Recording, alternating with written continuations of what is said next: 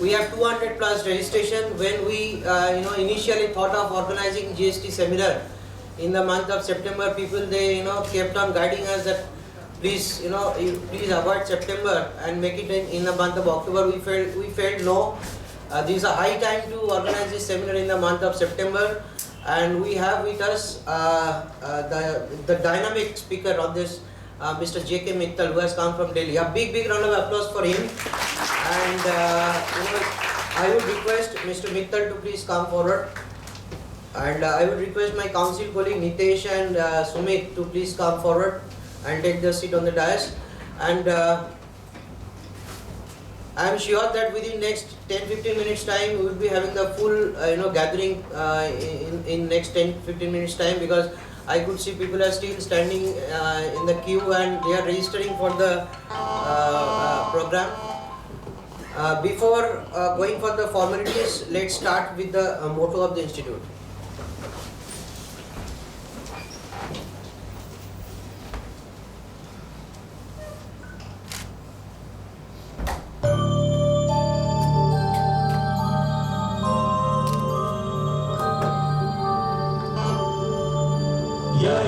Sutteshu Jagrati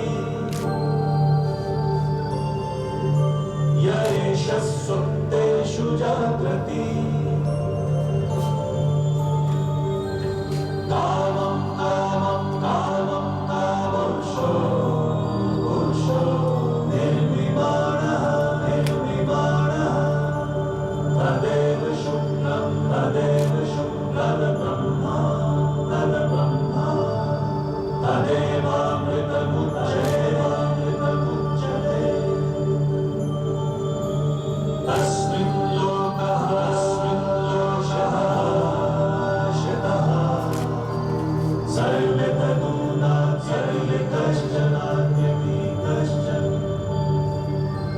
Etat Dvaita Etat Dvaita Etat Dvaita Etat Dvaita Etat Dvaita Thank you.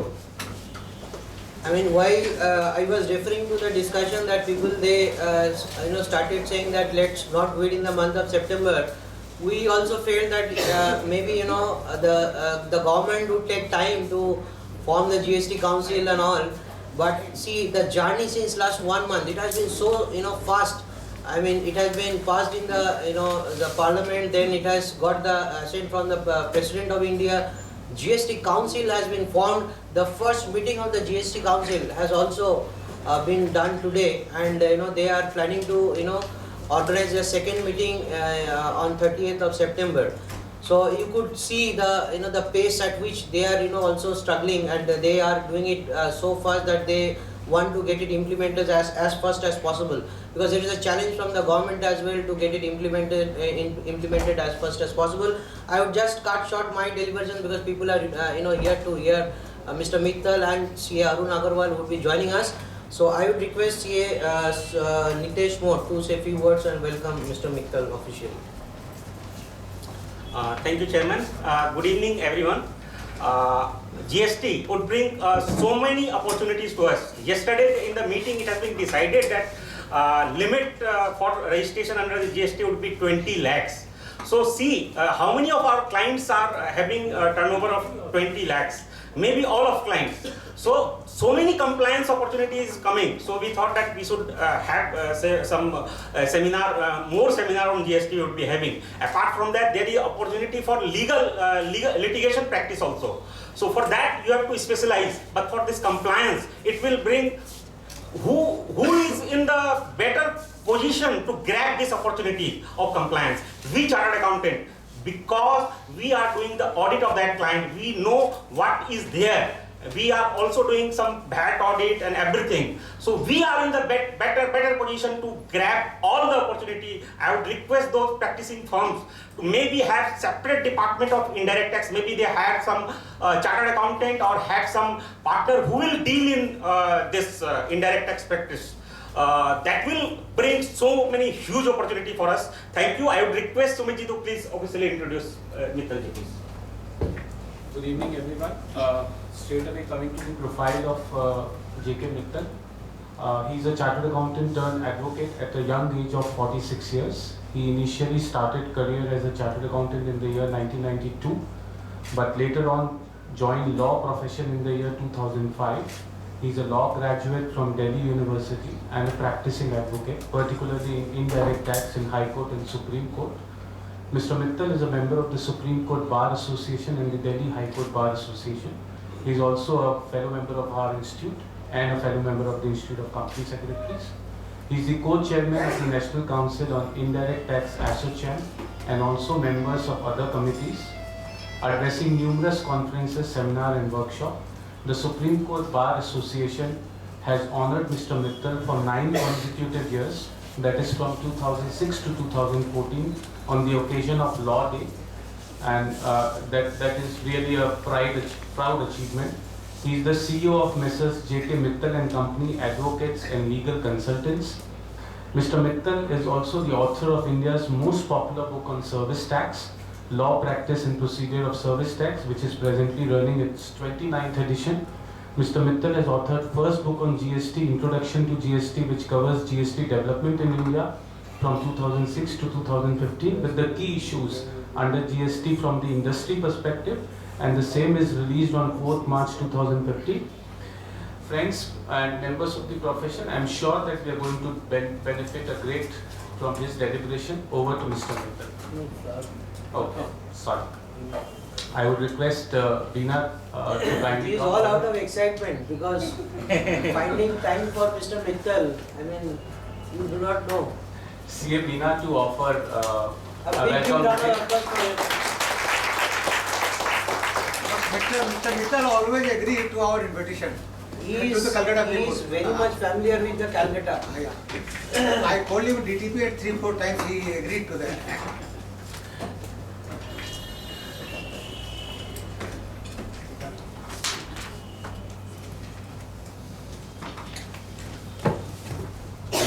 Friends, good afternoon. First, I would like to thank EIRC for inviting me, giving me this opportunity, particularly to the chairman and Mr. More also, and his colleague. Friends, as chairman and Mr. More rightly said, the two things, very excited, time for chartered accountants, because a lot of things is happening which is very much relevant to our profession.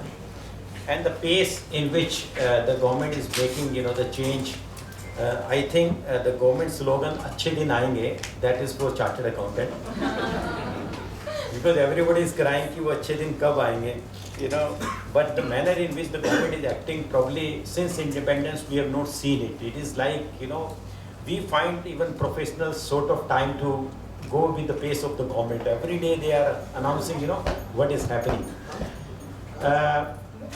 There are a lot of things we can speak about GST, and in fact, Mr. More and me was talking, what shall be the topics. He said, you decide the topics, And later on, I was interacting yesterday night with Mr. Arun Agarwal, sent the SMS, which topic you will take. And he said, I will take this, because we don't want, there is a overlapping, because he will not be here when I am speaking, when he will be speaking, I may not be here. So then the audience would get, what they would like to have.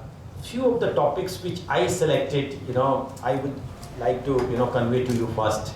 Because for ASSOCHAM platform, I was speaking, just a couple of days back in Hyderabad.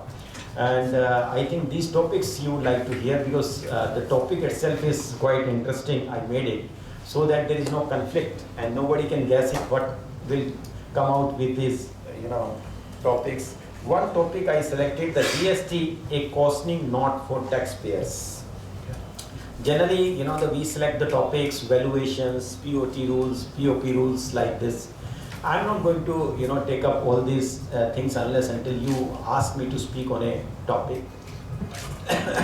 I particularly feel in today's era, most of the things, come to, know every citizen, particularly professionals, whatever change takes place.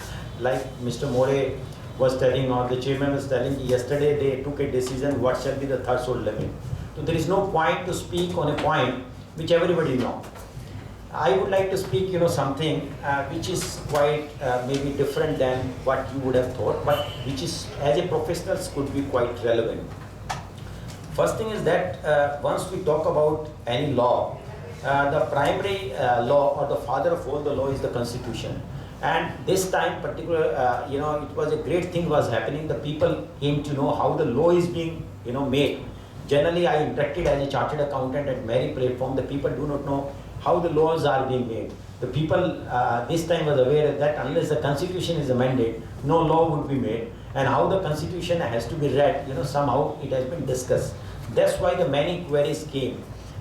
Maybe recently whether this levy after this amendment is notified is valid or not, how the government has the power to levy tax.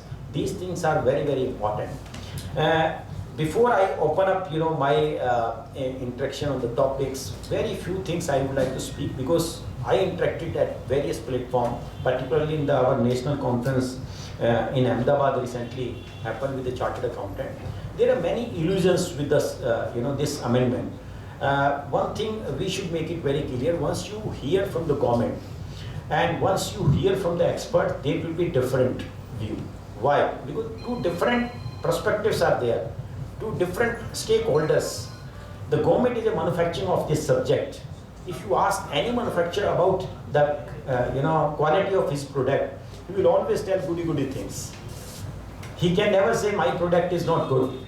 So therefore, whatever you are reading and hearing that the GST is one of the law, it can overcome whatever difficulty you have in your life, that is a myth.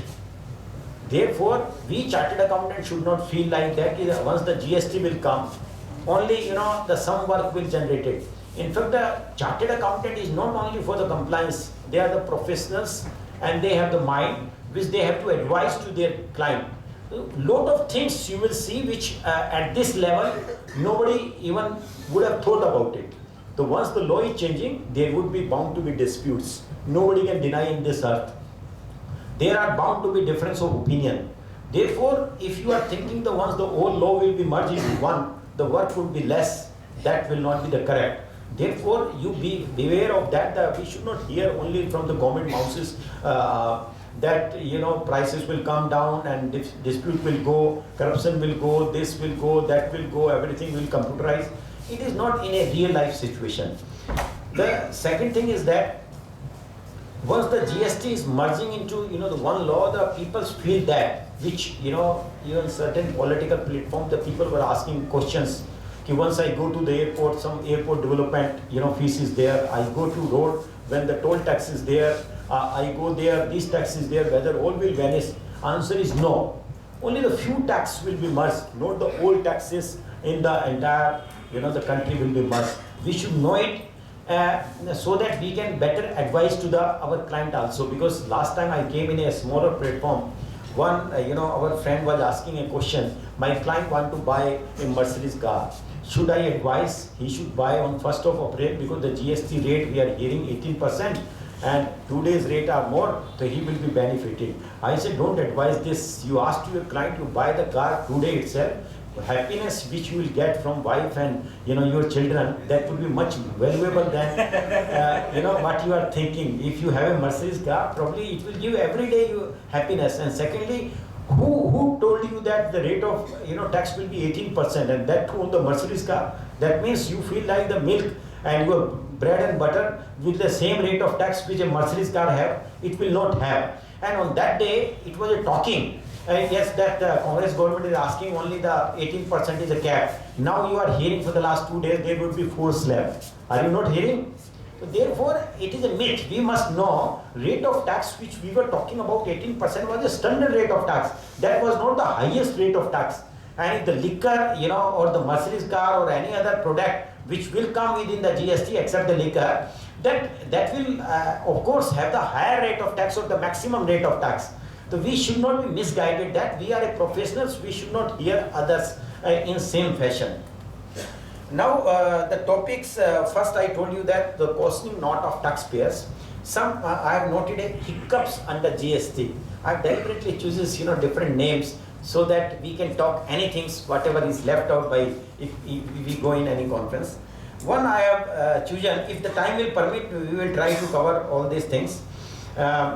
One topic is the debate on the transaction which is within the GST and the other levy. That means if you are thinking that one GST will come, there cannot be other levy on the same transaction, that is also myth. There could be many other transactions where the both levy could be simultaneously. Another is the very interesting things, mystery of import and export of services. Still we are not able to resolve it. That's why the role of professional will never come down. If we are thinking that the GST is come, which is the brain, behind it. And the last one is the strengthening of provisions of offences prosecutions. If you feel like that the GST is a good case for everybody, then what was the need of strengthening the prosecutions and penalty provisions? And if you will go in details, you will find a lot of things. In fact, let me say one thing, I nowadays study very less and expectations of the audience are very high. So I read every provision from a different perspective so that if I can give some kind of input. Let's begin with it with this way. We have the model GST law which was launched probably on 14th of June from Kolkata only. And you would have read many times by the time. Once we talk about the GST law, 2-3 things we must keep in mind. This GST draft law has come after the 10 years of rigorous efforts of the stakeholders from the government side, not from the professionals, not from the trade and industry. Nobody was involved for preparation of that. Now I came to know, some of the magazines and the media report, 42,000 suggestions or 42,000 pages of suggestions has come to the government since 14th of June till date now. Therefore, there are a lot of things which we are talking about. There are situations which we are not able to understand, maybe typographical error, maybe grammatical error, maybe the anomalies in the law. That is going to be there. My suggestion would be, you accept whatever the government has made it. It is the role of the professionals. Once we read the income tax law, do you think the parliament come to us and ask how to draft a law, and then they draft a law and we read it and we debate it and we implement whatever way the best we feel. The same way if you will feel, you will be very happy person, because though it may be little casting aspersion those who make the law, but I try to be subduing it by saying that the best brain of the country, I believe, was involved in preparation of the law. Because we have given enough time for 10 years for preparation of this draft law. And after that still, whatever the main things, they have not decided at all. And after that, if we try to criticize that these are things, लगता है नुक्ताचीनी कर रहे हैं उनके, whatever the brain. What, in my view, we should accept, we have that much capability already. हमने 10 साल के अंदर 29 गवर्नमेंट लगा के, सेंट्रल गवर्नमेंट के ऑफिसर लगा के एक लॉ बनाया है. हम समझे कि हम इससे बेटर बना ही नहीं सकते. And what we people are giving now this suggestion, why? I believe the suggestion should not be given, because everybody, 100% parliament said GST should come. There was no vote against it, except the ADNMK, which walk out from the Rajya Sabha.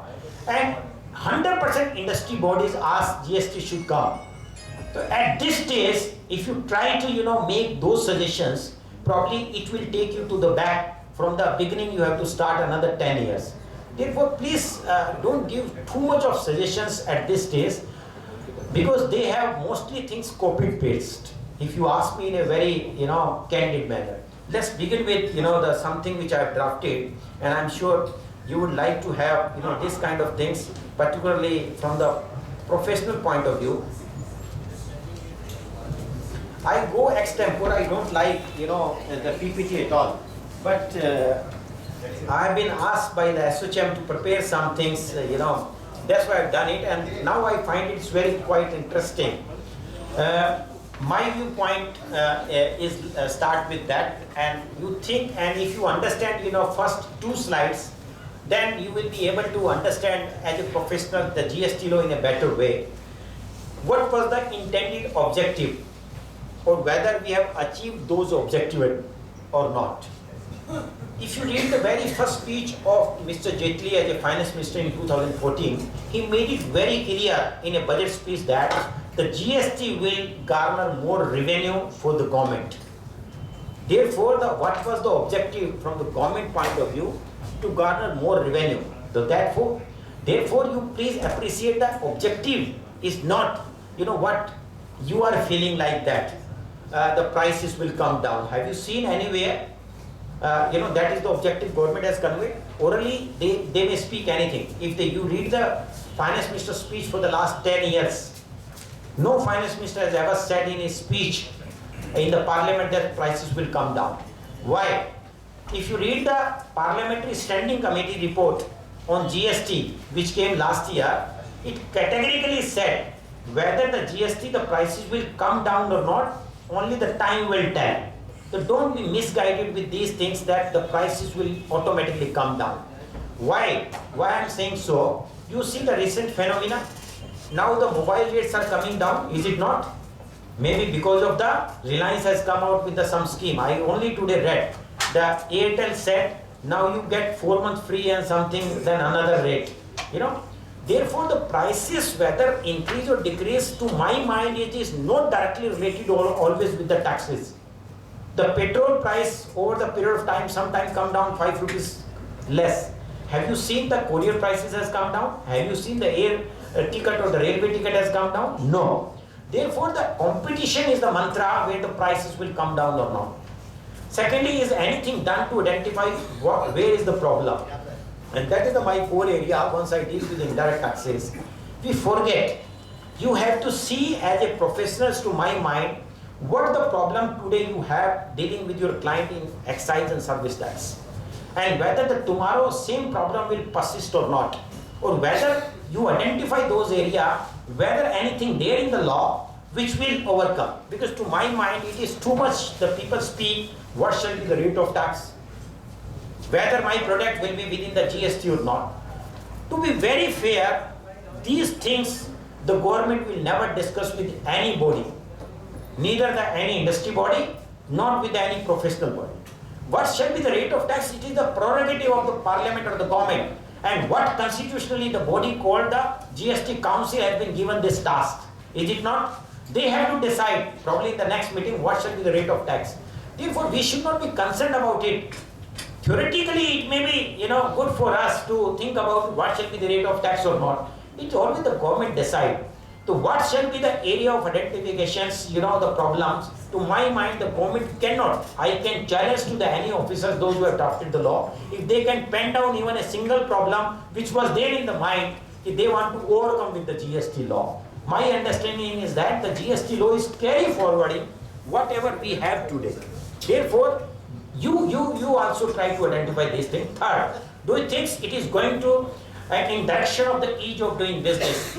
Probably my subsequent slide will tell you something. Ease of doing is the mool mantra. The government feels that because of the GST, there will be ease of doing. And the secondly, non-adversarial tax regime they want to set up. Ease of doing is not a single things. Merely because you have a computerized return, merely because you have the registration online, merely because you are allowed to now maintain your books of accounts electronically, is these are the area which give the ease of doing? To my mind, not, because we already have all these things. All returns are electronic, all registration are electronic. You can have digital books of accounts. There is no bar on it. Therefore, ease of doing, to my mind, is a different things which probably the government is trying to set out through various circular in the last 2 years, like whether the summons shall be issued or not. They came out with a circular. How the audit shall be conducted, they came out with something. These are the area where the assessee face problem. I will point out on these area how the GST law has been focusing on. Drafting 10 years, I already said that these red words you please read carefully. These are my words and I am very candid. I don't hesitate to say these words. Probably, once you invite some of the government officers, the people will hesitate to speak about it. I feel all should not speak in the same voice when there is a need to speak something different. I am not speaking from the national perspective. The GST is good. We are inviting, GST should come. Therefore, there is no need to criticize in this manner. But being a professional, it is our duty to understand. If the professional will not understand, who is going to understand? Therefore, you see whether there is any change in the POP rules, place of provision of the service, what we have today and what is the GST law, is there is a significant change. Similarly, the POT, point of taxation, is the what they drafted in 2011 or today. Is there any change in their policy? Third is the SENVET. What is not to be allowed today, is it going to be allowed tomorrow? Like the construction, you pay service tax and they are not allowing you to have a credit. Prior to 2011 it was allowed, 2011 they banned it. And they were just asking us, wait for GST, we will allow it. I find they are still not allowing it in GST also. You see what is the refund mechanism today we have, and whether you have an easy get to refund. Is there any significant departure? Is the adjudication procedure we have today, is there any law laid down on that? What is the mechanism? They will have a different in adjudication. So there are so many all these things. To my mind, they have simply copied paste. That's why I use the word status quo, not a new things.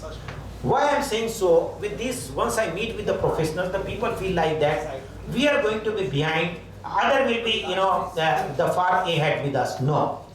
If you have learned really what is the law today and what is going to be tomorrow, if you know the nuances of the law today without GST even, you will be the best expert of the GST also.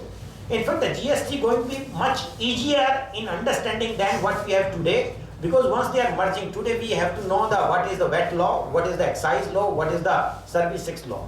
Once they are merging into one, those who know the much service tax, to my mind, they will be easier to understand the GST law, because it would be the same pattern.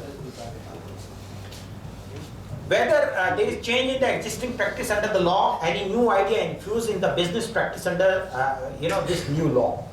That is the core crux. If we see today, I am not going to dwell upon it, but if you see the valuation law which they have drafted, do you think something they have infused a new idea? Today we are talking about whether reimbursement of expenditure will be taxable or not. For the last 10 years we are talking about, and I'm sure in GST law still they are carrying forward without understanding whether there will be dual tax or not. If we are talking about how to value the things, and if something will be given free of cost, rather to my mind, if there are certain free services would be without consideration, it would be more difficult task. If you see in the GST law, today they are talking about if they are giving you in the GST law, they are saying if your own assets you are put to use for other than business purpose, that will be taxable things. And you see the fate of it, you have a car which you are using for business purpose, but in the morning you drop in that car your children at school, and they will say, no, this is the business assets you have put to use for other than business purpose, and without consideration it is taxable. I have seen first time a new law which they are making, still they have not understand the value of drafting the law. There must be illustration in every law. The British people, once they were making the law, Indian Contract Act, which you all have studied, if you pick up the Dare Act of the Contract Act, you will find many illustration, is it not? You picked up the Indian Penal Code 1860, still you will find many illustration therein, but entire GST law, not even a single illustration. And that's why if you ask 5 professionals sitting here on a simple question of valuation, there will be 5 views. And there will be hundreds problem, what shall be the value of this? If at the beginning threshold we have created this law, I think this is a bigger opportunity for the professionals. If those who are feeling like that, so therefore don't feel like only for the compliance. To my mind, advisory and the litigation will be a big chunk of area for the professionals. And it is we thanks to the institute, at the very beginning they are buying it, and probably 30,000 chartered accountants they thought it to be trained through the country. They would like to have large number of conferences, because at time when I was studying, the indirect tax was not even part of curriculum. So we have never been taught. If they are teaching it, they are taking it. I think there is a need of ours. We professionals will definitely get a lot of work. Whether the law has been made by the officer accountable or the power of the officer is unguided. That is the point I made from the industry perspective. If I sit in the industry meetings, everybody is talking about we are being harassed. You take the highest level of company, I am not talking about the small taxpayers only. Is there any provision in the law? If somebody issue me today a bogus Sokos notice, I win it after 10 years of battles, whether he will be punished? There are two kinds of disputes. One dispute is purely a legal dispute, whether this bottle is taxable or not. That could be, different point of view. But once a law is settled, those who are practicing as on date in the indirect taxes, they know it, the manner in which the assesses are being done. Any Sokos notice they will issue, invariably it will be, demand will be confirmed. There is a 1% chance it will be dropped, whatever may be the reasons. The success rate of the assessee is more than 80% even at the tribunal level. That means if 80% assessee win the case, out of that some may be bogus also. Whether the government has done analysis of that in the last 60 years, answer is no. So therefore nothing has been added to that to satisfy the quench of the industry members. If somebody slapped me with the bogus notices in indirect tax, the demand runs in crores. It is not a direct tax, and later on you cannot recover from your customer also. Nothing has been done. And next point is very close to my heart, whether there is any mechanism to deal effectively time-bound litigations. In fact, I have not seen in any professional platform or any industry platform this point has been harped on. And if this point we will not appreciate, that is the core area where which we are lagging behind in the development of this country. Today, if suppose a case is made out against me, it takes about 25 years to be decided. If you remember, the 1944 was the era when the excise law came. But if you read maybe the excise law times, even last month the Supreme Court would have decided whether this activity is amounting to manufacture or not. The 1944 to till 2016, we are still understanding whether activity is amounting to manufacture or not. We have seen the recent Nokia judgment. Once you give a phone along with a charger, etc., whether it should be the part of it or whether it should be separate. Is it the things which are coming first time? Are we selling the product first time? So therefore, these things, if the lawmaker will not keep in mind, if you give a law or if you give a car to be manufactured by a person who never drive a car in the life, so what kind of a car he can make it, you can imagine. So those who are making the law, if you are asking them to make a law in a AC room, those who never run the business, those who never interact, they never feel like that. They feel after 10 years of drafting this law, you should be given 15 days to give your comments. You can't draft a law, copy paste for 10 years and you ask me to give me my comments in 15 days and you are so intelligent that within 2 hours you will understand and implement it. It is too much, we are expecting. Therefore, there is no mechanism. I was reading that once you were talking about the Congress government or the BJP government were negotiating about the litigation part, it was the litigation between the two government only. They never talked about the litigation which the assessee face. What, being a professionals or the taxpayers, we feel that you concern about my litigations.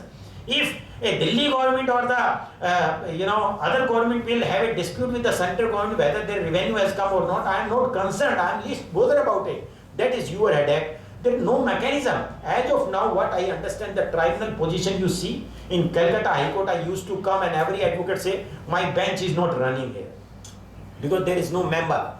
Therefore, if they say the appeal which was filed in 2006, I am still waiting, my turn should come in 2016. So 10 years I am waiting for my old disputes. And the GST, when the new assessee base will come, new law will come, my litigation, it is a litigation prone area. Once we call out certain areas the accident prone area. So there are bound to be some litigations. Is there any mechanism to deal with such kind of things? To my mind, nobody is asking, nobody is answering to that. That would be the interesting part to understand.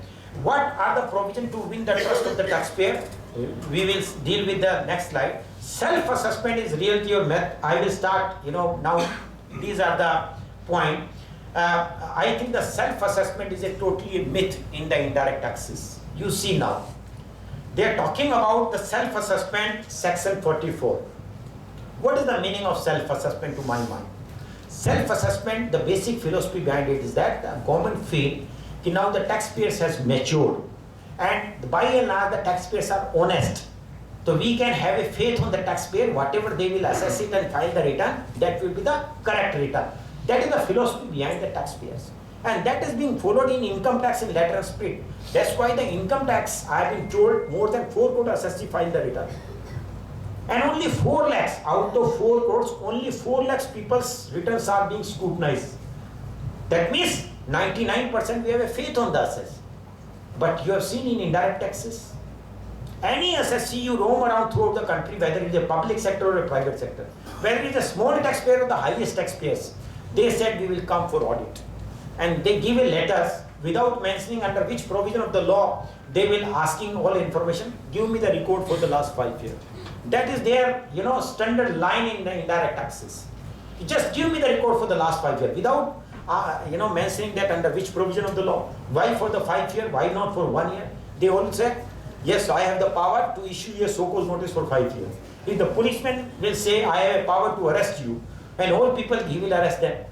Question is not that whether you can issue a so-called notice or not. Question is that why you will issue, why you will ask my records if the philosophy of self-assessment is there. Now you see under the GST law whether it has been strengthened, whether this faith, or whether they are mistrusting on you. They means the government. Then starting with that, they said you file a monthly return. As of now, you have a half-yearly return. In service tax, I'm talking about, or monthly return in excise, etc. Now, every SSC have to file monthly return. Next is very important. They said not only monthly return, you have to file an annual return also. If you ask a question which I was asking, and many people were just laughing on the government also, what kind of the computer you have? If somebody file the annual return, that computer cannot compute for my annual return. If you ask me what is my monthly salary, so can't you compute what is my yearly salary? If every SSC has to file a monthly return, I think computer is intelligent enough to tell you what is my annual records for that. But they are asking you. Why? Who will explain this? And it has a serious implication. It is not a simple things. Because the annual return, the time period they are asking up to November or December, that shall be the time period, monthly return. Therefore, the time which the government will get to assess you, it will be more time in their hand. Had there been monthly return only, my time period would have started from my monthly return only. Suppose January return I filed in the month of February. So whatever time period government want to have, it will start from there. Now I file my return, let's say of 2017 April, return I file in 2017 May. So if suppose they have a 5-year period, so it should end, from 20 up to 22. But if they will count this period from my annual return, almost 18 months or 20 months, they will have extra months in their hands. So who is going to talk about it? My take was that as a professional I feel like that, if they had the 5-year period today in the current law, they should have only 1-year period now. Because everything is going to be computed by the computers. The computer, you can have an online assessment rather. Why you have a more time? If you read the law, which I study, how the excise law grown up. Earlier in the rule, it was the 6-month period which they converted into the act also. The so-called notice for normal period should have been 6 months. And maximum is the 5 year. Now 6-month period has come to 2 years in excise. And in a service tax it started with 1 year, now it is 3 years. Why? If you are talking about, that's why I am saying, sometimes the one provision does not gel with the other provision. It should be. The government philosophy is that, even a day before yesterday I was hearing one of the officers from the government, he said, you don't be worried about at all. You need not to interact with us at all. Everything will be interaction with the computer only. If computer is going to interact with me, then why you are asking all these things which I am going to talk about now? So therefore 1 year this annual return, as a professional you will have a more work also, but you will have more litigation and you have to think about it. Because sometimes we de-link, section 51 where the assessment or the order they will pass in 5 years with the annual return or the monthly return. Now you see section 30, they said you have to make a reconciliation. Reconciliation about what? Because your financial record and your return which you are going to file under GST may be different. They are asking you to make a reconciliation. The first question even your client will ask, because as a chartered accountant I feel that I have to charge more from my client.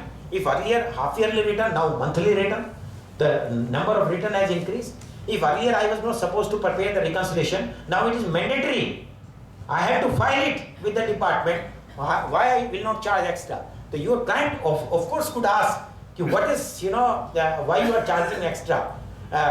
The first question will ask, why I should prepare? Your client can also ask from you.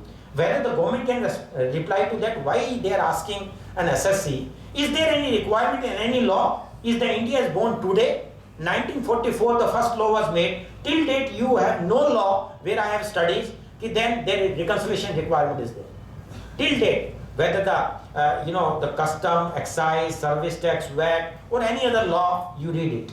Why they are asking? They simply understand, if either they make a law where the no reconciliation is required. You make parity between all the law. All are on accrual basis, all time period is same, every base will be same, no reconciliation would be required. If you have a different base, different time period, and then over and above you ask me to make a reconciliation, you will be failed. Sometimes, it is such a boring job.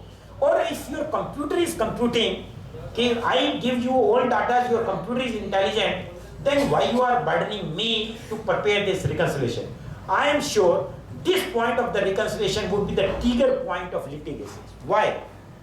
Because all we chartered accountant know and understand what is debit credit, what is cash basis, what is accrual basis, what item has to be shown in profit and loss count, what is in the balance sheet. They don't understand. What they are understanding, yes, as per the law, you pay tax on the advance amount. So they are not concerned whether this advance is in the balance sheet and profit and loss account. They are very happy. Next year, once you render a service, this advance become a profit and loss account item. You transfer the entry from the balance sheet. They say, no. Now this item is in receipt. You yourself is accepting this is your income. So why you are not paying tax on that? So that you have to pay, tax again on that. And it is happening, like once you have a rate of tax, let's say 12%. And at the time you once received the advance, you pay 12%. Once you render a service and once you raise a bill, for rendition of your service, rate of tax become 14%. He said, you pay me 14%. He is unable to decide what rate of tax he want to charge and what point of time he want to charge. Therefore, this reconciliation will become a big problem, because what my view is that what the government tried to give sometime a very simple example. Like in a POT rule in 2011 came, they give a very simple example. The one bill, this date, you render a service on this date, payment received on this date. They believe that one assessee raise in entire life only one bill. That is not the situation. Suppose you have a 1 million bill or 10,000, the bill you issue, and if your officer asks, you give me the date when this, the payment received against this bill, when the advance was received, can you prepare, that kind of things? Everybody will be failed. Therefore, this reconciliation is not, as of now you feel like that this provision is need not to be studied. That's why I said, because for the last 15 years I am devoting that why the litigation trigger here. And I am dealing with the, some of the corporate clients where you never feel there could be even tax dispute at all. But still they have a highest disputes. Even the public sector companies. Now turn for the, chartered accountants and the cost accountant. There will be audit, like we have a tax audit. Here will be also maybe certain limit they will put it, and after that there will be mandatory audit by a chartered accountant. Similar provision in income tax, self-assessment and a chartered accountant audit. So far so good. But do you really trust on chartered accountant? That is a question. And if the chartered accountants are being trusted, why the following provisions, subsequent provisions has been drafted? Therefore, the chartered accountant will get, the audit, and to my mind, it is a very good thing. If you have studied my judgment on mega cap delivered by Delhi High Court on 3rd June 2016, the court asked me this specific question. I am very happy. The court recorded it. Mr. Mittal has no quarrel so far as the chartered accountant and the cost accountant conduct an audit. And I said to the court, I don't want to challenge that That is the very good things could have happened. And because I was dealing with the institute for more than 20 years, the institute was asking me, you go to the ministry, you put them, the chartered accountant should be allowed to conduct an audit why their officers comes. And in this judgment even, the Delhi High Court Division Bench has recorded that audit is a specialized skill which only the chartered accountant possess. And their opinion, they said probably the department even is not competent to conduct an audit because they don't have that skill. And therefore, it is good thing is happening that chartered accountant get the this audit. Now, next thing is that the scrutiny of the return. Now you understand what I am trying to make a point here. First you have a self-assessment, and then you have a chartered accountant audit also. And then you have a scrutiny of return. It is not a scrutiny of return like income tax, where out of 4 crore assessee only 4 lakhs peoples. And everybody will be scrutinized. Do you think there is any meaning of self-assessment? If everybody is going to face this problem, then it will become a mockery of the law, the self-assessment. That's why I propose in one of the conference that if you remove the self-assessment, I will be the happiest person because I will come to know my assessment through you in a time-bound manner. I will be happiest. Now in the make of self-assessment, you come in the 5th year and ask me to produce the record for the last 5 years. And that too they will say within 3 days. And they are so competent. You are not competent. You conduct an audit, you take maybe months, weeks. That too for 1 year. They 3 guys will come, most incompetent people. For the last 5-year records, they can conduct audit within 48 hours. Either the chartered accountant should learn the skill from them, or they should learn the skill from the chartered accountant. Next, they said there will be summary assessment also. And you see the certain words in bracket. All these I have mentioned the sections so that if you want to read an elaboration, you can read those sections also. Within bracket I said no notice, no hearing. Have you in your life ever heard if there will be assessment, no hearing notice will come, no opportunity will be granted to you, and there will be assessment? This is the best law probably they have drafted. That's why I don't want to criticize. I am happy with this law. That we should carry forward. We'll go to the court, we'll get justice. But if after 10 years they think, there could be a summary assessment, and that too after self-assessment, auditing, everything, and even scrutiny of return is totally different than this summary assessment. And they have not defined what is scrutiny mean. They only define what is the audit means, because I always challenge the audit. They said the audit must be defined, so that I stop, challenging it. Next, they said the audit by the chartered accountant probably is not enough. They feel that how the chartered accountant could be competent to conduct an audit probably. That's why they have the another provisions. Audit by the tax authorities. Because probably they love audit. And if the people don't mind, because the audit is the only way where they can make money. Is it not? They come for the audit, and if it is one accepted or not, their purpose is entirely to garner money in their pocket, to harass the assessees. If you are trusting chartered accountant, if you are not trusting, remove that provisions. And if you are trusting them, the chartered accountant carry more burden. They are professionally not only equipped, they have the load of burden also. If they are giving the false report, they can be punished. But the chartered accountant will conduct an audit, and then you will conduct an audit. Have you ever seen any law? This is the newer law. GST is supposed to my mind, once you come with a new law, the new mind, new idea should be infused, rather than you make a khichdi.